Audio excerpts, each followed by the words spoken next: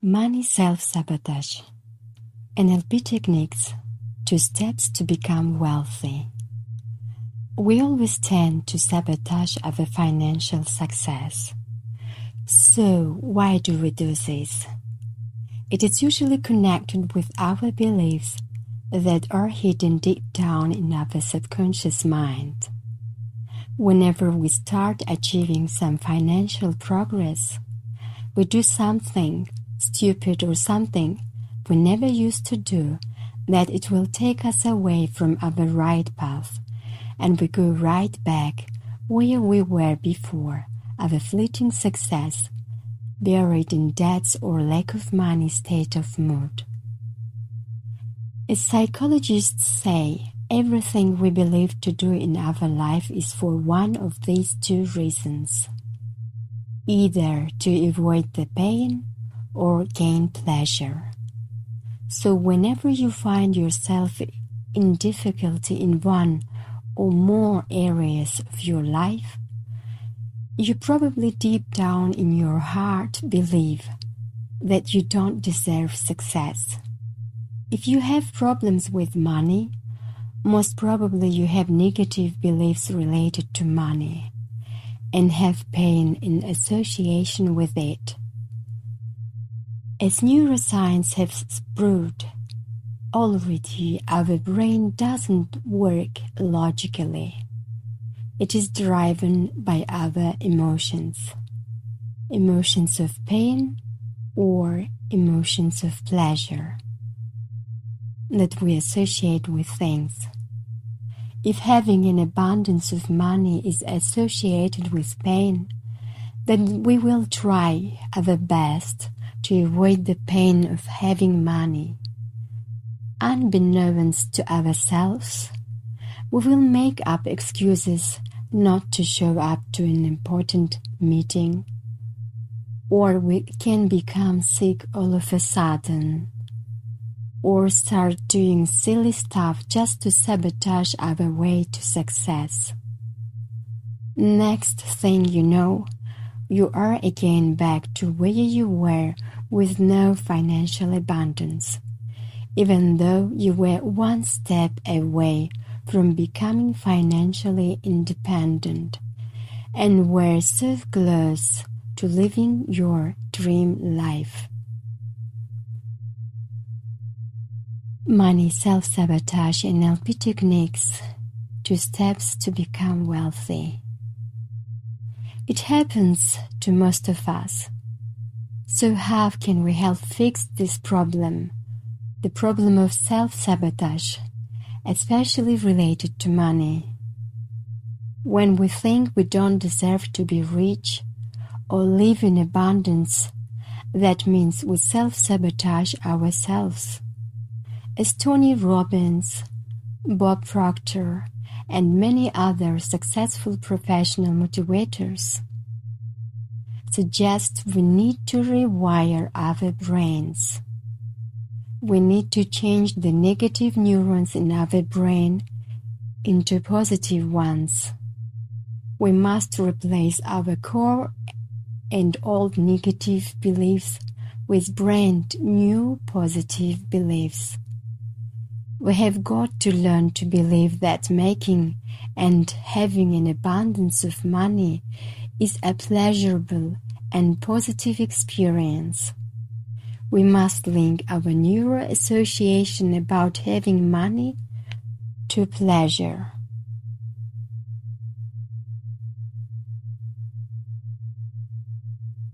Self-sabotage comes from our old negative, stale beliefs. We are not open or ready to receive an abundance of wealth. We simply can't allow ourselves to be a receiver. The negative beliefs as a gatekeeper to our conscious mind control our behavior and attitude towards being rich and abundant. Whenever there is an opportunity that turns up, we start to dissuade ourselves from prospective projects and keep pulling away from them by any means.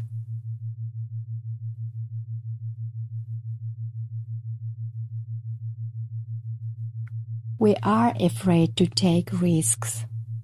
In fact, we believe somewhere deep down that being rich is not a good thing at all. Is there any chance that we can change our core negative beliefs? Is this even curable? And as every successful people has proved timeless times again and again, there are all the possibilities for anyone as long as you believe that you can change and take all the necessary actions towards your transformation.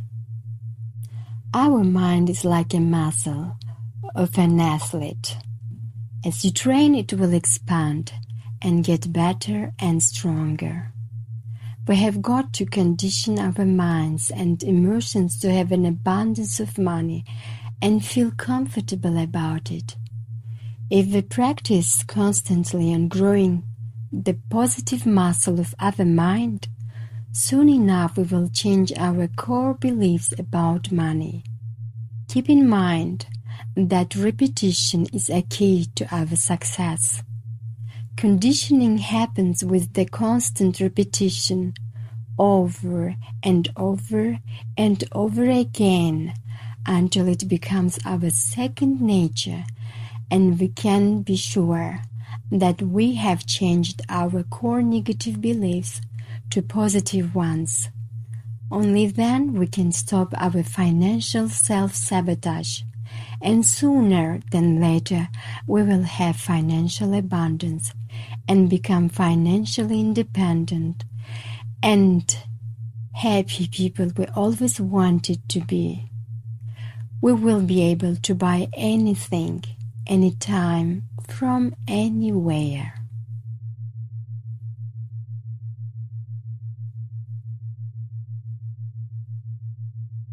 As we mentioned earlier, this will require changing our beliefs and taking the necessary actions.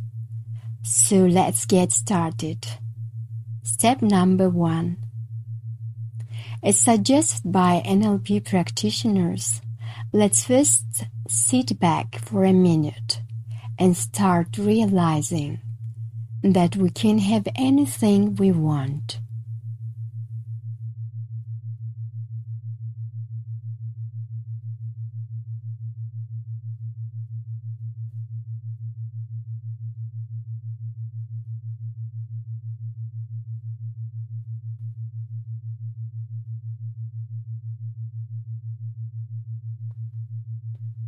Who doesn't want to buy a brand new latest model of a car of their dream? Who doesn't want to live in a house near the sea or the forest or the mountains? Or some people even might prefer to live in the city, whatever you wish for. Many of us like to travel the world, and all of these dreams, no doubt, require tons of money. But for a starter, what if we look around and start appreciating what we have today, here, and right now?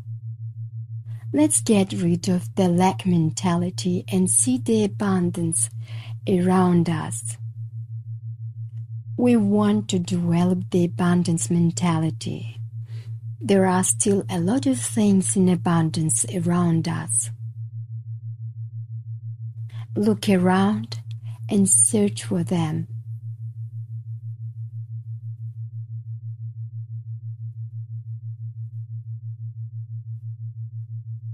There are nice and beautiful public parks where you can enjoy yourself with your friends. Or there are nice public libraries where you can get any information for free. You can join different public events for free and even win different amazing prizes. We should start from the place of abundance today. changing our emotions of lack to the emotions of abundance.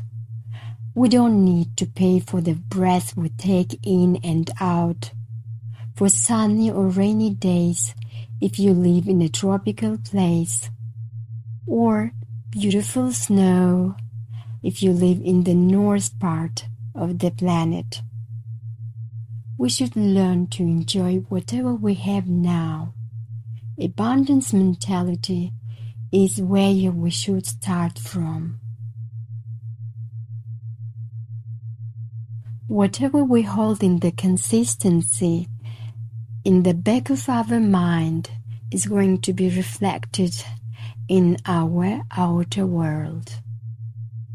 Our emotions are going to be translated exactly the way they are into our reality. If your emotions are positive, you will attract positive things into your life. So, the first thing we must understand and accept as an axiom is that to become wealthy, we already should be wealthy in our mind and our heart. Step number 2. Another barrier to our abundance mentality is our self-created emotion of guilt that we have developed throughout the years of our formation. We think that having an abundance of money when so many people around us don't have enough, living in lack most of their time, will be unethical, to say the least. We will feel guilty about it. Well, how can we help it? Ask yourself, should we become as poor as them and live in lack in order to help them? Is this going to help them or us if everyone should become poor and miserable in order to help other poor and miserable people? It is probably not the smartest solution to the problem. The smartest answer is surely to become wealthy so we can help other people. The best way is to become a giver. Once we have something enough and in abundance, the chances are we will have in abundance to give others. In fact, the more you give, the more you receive.